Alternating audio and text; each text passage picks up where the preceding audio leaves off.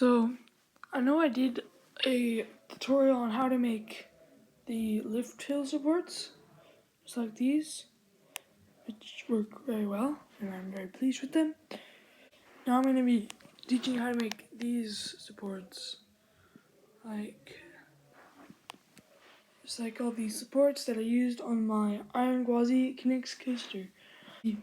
This actually uses less pieces than most of the K'NEX sets, so it's very efficient and it's very sturdy. You're going to need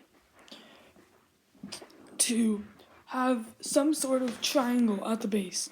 If you see it, triangle, triangle, add a triangle, and triangle, triangle, triangle.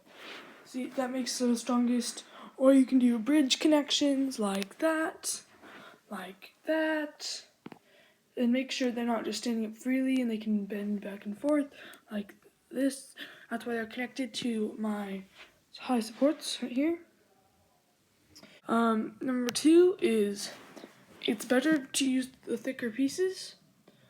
If you can see here, use the thicker pieces all the way up until you use the track. Use one of these converters to connect up to the track.